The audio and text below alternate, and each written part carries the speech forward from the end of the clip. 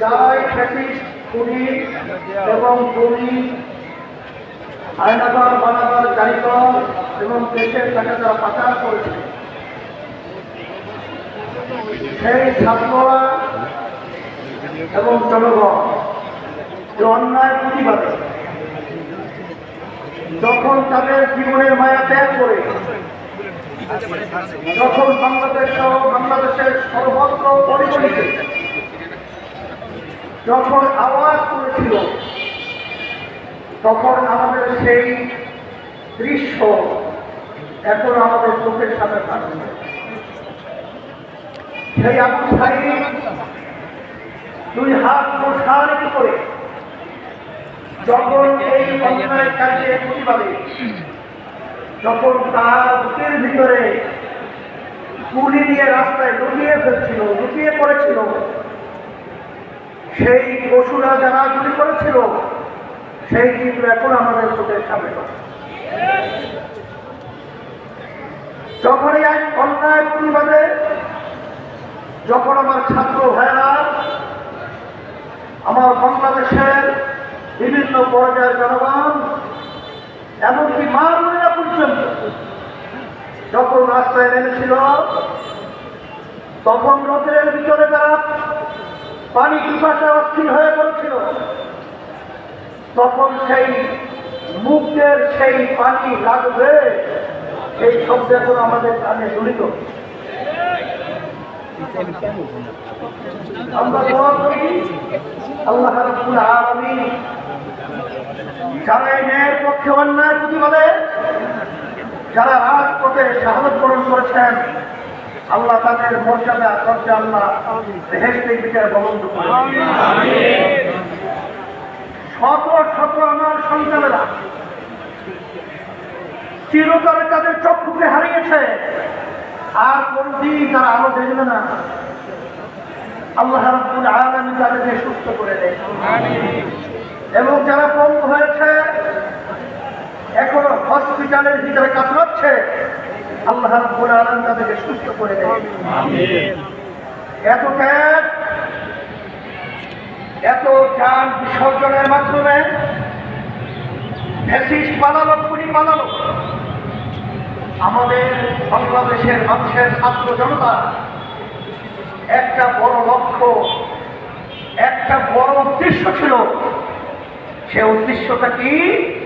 এদেশের মধ্যে যেন আর কোনদিন খুনি তৈরি না হয়, ফ্যাসিস্ট তৈরি না হয়, আমাদের দেশের টাকা বিদেশে পাচার করা সেই কুলাঙ্গার যেন বাংলার জমিনে তৈরি না হয়।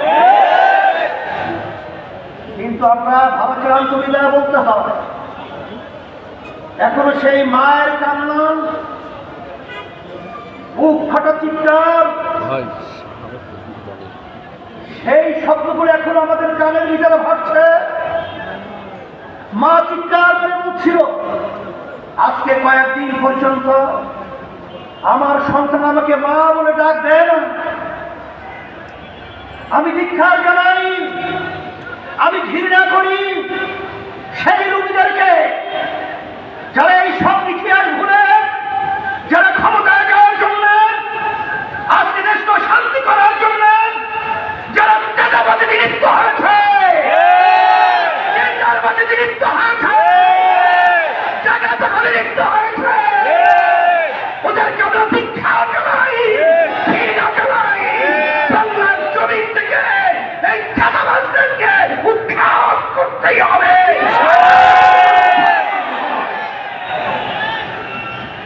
এই বাংলাদেশের মধ্যে আজকে আমাদের দুঃখ সহকারে বলতে হয়, যারা নাকি চাঁদাবাজি করছেন, যারা আজকে এখনো বিদেশে সেই ইচ্ছা পূরণ করার জন্য যারা আজকে সুন্দর সুন্দর গুলিয়া উড়াচ্ছেন, আমি সেই বাংলাদেশের ঘৃণিত শত্রুদেরকে বলব, সেই জুলাই, সেই 5ই আগস্ট আবার আজকে আমরা স্মরণ করছি। হাজার হাজার মায়ের কোল খালি হয়েছে, হাজার হাজার আমাদের বাংলাদেশের মেধাবী মেধাবী ভবিষ্যৎ প্রজন্ম সন্তানগুলোকে যে উদ্দেশ্যে তাদের জীবন বিসর্জন করতে হয়েছে, আবার সেই চিত্র আমরা আবার বাংলাদেশে দেখব, এটা কখনোই সহ্য করা যায় না, এটা কখনোই মেনে নেওয়া যায় না। এই বাংলাদেশকে আমরা নতুনভাবে সাজাবার জন্য আমি আপনাদের উদাত্ত আহ্বান জানাবো, আমাদের সেই চেতনাকে আমাদের বুকের ভিতরে ধারণ করে আমরা যেই উদ্দেশ্যে ফ্যাসিস্টকে দাঁড়িয়েছি, খুনিকে দাঁড়িয়েছি, এখনো ক্ষমতা প্রেমিকরা সেই দোষে কিন্তু এখনো তারা নিমজ্জিত হয়েছে। আমি তাদেরকে বলবো, আমাদের যুদ্ধ শেষ হয় নাই, আমরা এখনো রাজপথ ছাড়ি নাই। তোমরা বাংলাদেশকে মগের মূল্য পেয়েছো না? আমরা তোমাদের কাছে দেশকে ইজারা দিয়েছি। আমি এই দেশের সন্তান, আমরা এই দেশে জন্মগ্রহণ করেছি, এই দেশ আমার, এই দেশ সুন্দর করার দায়িত্ব আমাদের। চাঁদাবাজ, মিথ্যুক এবং বিদেশের আবেদনদেরকে এই বাংলার জমিনের মধ্যে আর মাথা উঁচু করে দাঁড়াতে দেওয়া যাবে না। এই জন্য আমি বলবো, যে উদ্দেশ্যে আসা থাকেনি, আমাদের দেশের এতগুলো সন্তান জীবন দিয়েছিল, পঙ্গু হয়েছে, এখনো চক্ষু হারিয়ে তারা দিন রাত্র অসহায় অবস্থায় যারা আশীর্বাদ করছে, আমার সাংবাদিক বন্ধুদেরকে বলবো, আমার প্রশাসন ভাইদেরকে বলবো, এবং সর্বশ্রেণী সর্বপেশা আমার ভাইদেরকে বলবো, আসেন আমরা সবাই একত্রিত হই, আমরা সবাই একাকার হয়ে এই খুনিদেরকে, এই চাঁদাবাজদেরকে, এই বিদেশি দাবিদারদেরকে আমরা এই বাংলাদেশের মধ্যে চিরতরে কবর রচনা করব। এই হিসাবে আমি সকল কথা আহ্বান জানাচ্ছি, 5ই আগস্টের পরে আজকে বাংলাদেশ নতুন করে একটা ক্ষেত্র তৈরি করেছে। এই সুন্দর ক্ষেত্রকে যেন আমরা নষ্ট না করি, এইভাবে আমাদের সজাগ থাকতে হবে। আমরা সবাই একাকার হয়ে পিআর পদ্ধতি নির্বাচনের মাধ্যমে জাতীয় সরকার তৈরি করে আমরা এই দেশকে সুন্দর করব।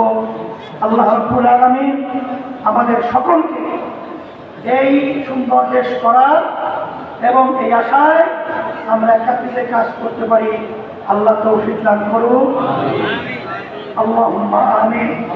রব্বানা আতিনা ফিদ দুনিয়া হাসানাহ ওয়া ফিল